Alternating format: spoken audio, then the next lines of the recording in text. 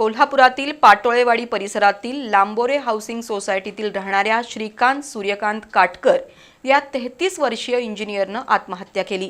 परिसरातील सिद्धी heritage housing सोसायटीच्या अपार्टमेंटच्या 5व्या मजल्यावरून उडी घेऊन त्यांनी आत्महत्या केली।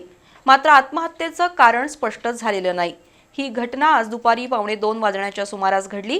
उच्च शिक्षित तरुणही आत्महत्येचा मार्ग अवलंबत असल्यानं तो चिंतेचा विषय बनलाय। कोल्हापुरातील पाटोळेवाडी परिसरात लांबोरे हाऊसिंग सोसायटी आहे।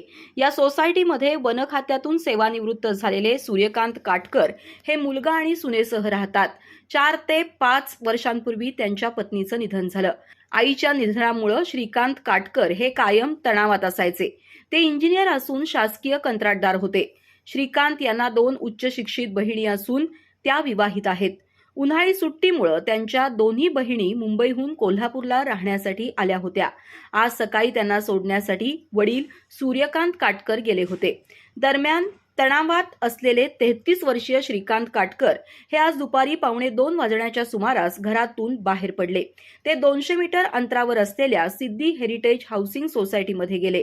कुणाला काही समजण्यापूर्वीच त्यांनी या अपार्टमेंटच्या 5व्या मजल्यावरून उडी घेतली। खाली पडल्यानंतर या अपार्टमेंटच्या कठड्यावरून ते पलीकडील रस्त्यावर पडल्यानं रहिवाशांना जोराचा आवाज आला। तरुणानं उडी मारल्याचं दिसताच स्थानिकांनी शाहूपुरी पोलिसांना कल्पना दिली। त्यांनी घटनास्थळी येऊन पाहणी केली। अपार्टमेंटच्या 5व्या मजल्यावर तपासासाठी गेल्यानंतर पोलिसांना तिथं मोबाईल सापडला। त्यावरून पोलिसांनी सूर्यकांत काटकर यांना कळवलं।